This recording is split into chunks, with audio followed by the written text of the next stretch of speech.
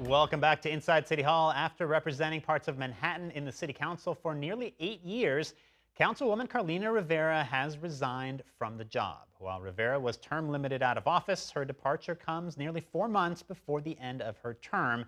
And she joins me now to reflect on her time in the council and talk about what's next. Welcome back to the program. Thank you for joining us. Thank you. Thank you. So you are term limited, so you're going to have to find a new job anyway, but it's only August, about 4.5 months left in your term. So why'd you decide to step away now? Well, it's such a bittersweet moment for me. 8 years in the council. I have really loved the job, and it's become a part of my identity in the best way possible. Born and raised in my district. I'm now raising my 1- and 2-year-old sons there. And I've really enjoyed being a public servant. Now we have a new Democratic nominee. He's sure to win the general. He's going to be able to lead our district early, now that I'm leaving my post early. And I now get to lead the nation's largest affordable housing association, and the time certainly feels right. So talk about the job. This is the New York State Association for Affordable Housing. It's a trade association, right? So it represents affordable housing developers, right? What's the mission of the group? The mission is simple. They are a mission-driven organization. They want to preserve and build affordable housing. They're really well known for their advocacy on housing policy and also for the conferences that they do. They do affordable housing conferences upstate and downstate, really focusing on the issues affecting New Yorkers across the counties. So, I mean, affordable housing is obviously such an important topic and has been an important topic, you know, in some of the campaigns and so forth. You were a supporter of the City of Yes, right, which was to change zoning laws in order to make it easier to get housing built all around the city. Is it more of that type of thing where we're trying to relax regulations maybe and just build more housing to try to build our way out of this crisis? You know, I've always made it a cornerstone of my career to build and preserve affordable housing. I think preservation is really, really important as well, and I've tried to do that in my district and citywide. City of Yes was a great creative solution. It's something that was really overdue as well.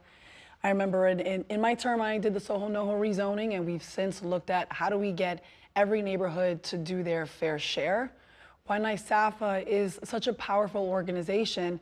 They have so much talent and credibility within the membership organization.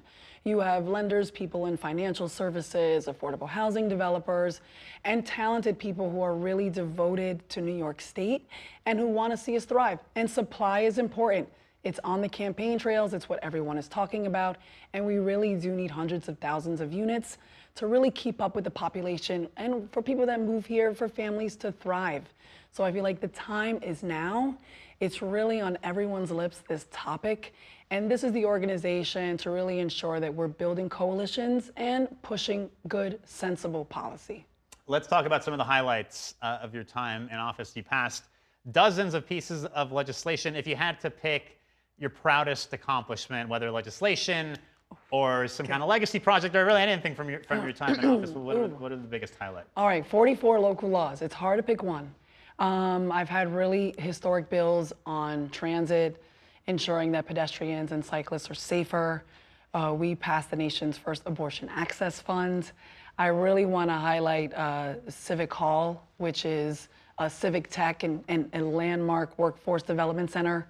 And I also want to mention the Lower East Side Girls Club, the New Eureka Poets Cafe, making sure that we renovated the Delacorte, which just reopened to the public. And really affordable housing has been really a landmark achievement. I will say the the East Side Coastal Resiliency Project is something that is still underway, and one of those things that, you know, that you want to be invited back for the ribbon cutting. Right. You spend so much time on it, but really the housing piece started when I was an organizer in my own community, and now making this transition, finding the common ground that we all think that people deserve safe, stable housing. That's what makes the transition to NYSAFA such a natural step. That was more than one highlight, but I'll let it go. What about the biggest challenge from your time in the council, whether it was any particular episode or maybe a part of the job that turned out to be harder than maybe you were expecting? Well, the hardest part right now is leaving the job, I would say. The staff there, my colleagues are incredible. We also have this staff, my own staff in my district, but in the city council itself, so many talented public servants. I'd say probably one of the biggest challenges is really trying to figure out how you finance some of these projects and how do you also do it while having a federal government that continues to threaten really reasonable programs like Section 8, which would gut communities and counties across the state. Many people upstate are reliant in terms of their rentals on HUD assistance.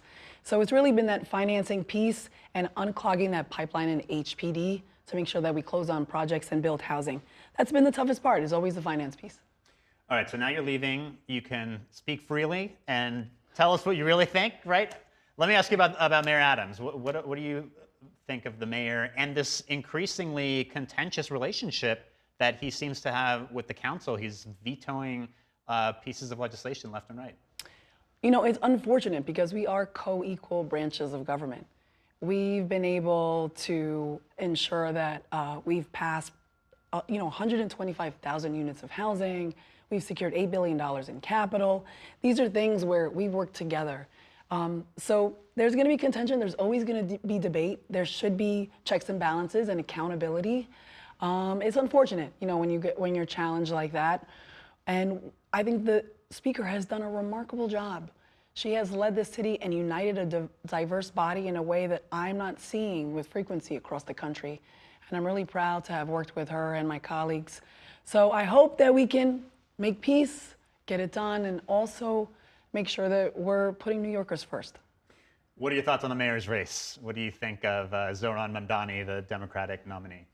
I think he's a great guy. He's the Democratic nominee. He got there by putting forward a campaign that really discussed how we have to continue to lay the foundation to create a city that is more affordable.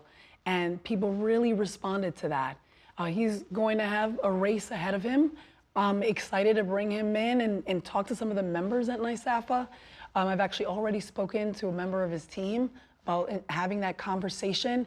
And it's that listening tour that he's going on.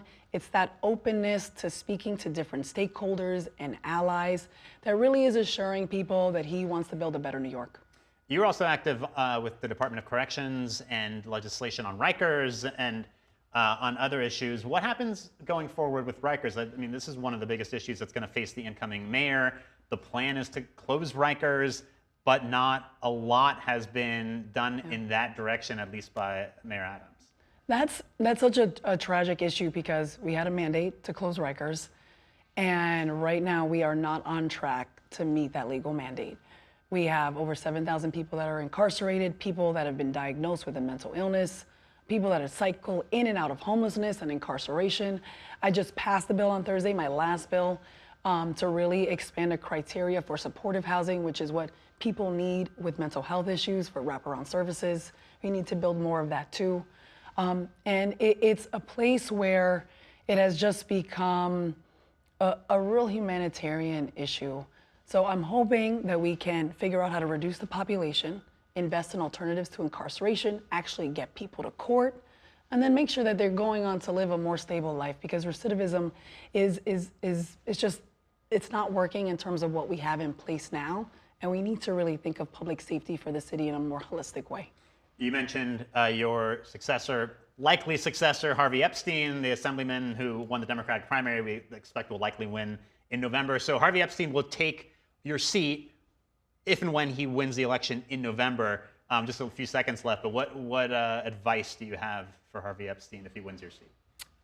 To always, put our constituents first, especially those who I feel like are disenfranchised systemically, and those are the families living in NYCHA, people that are living in low-income housing.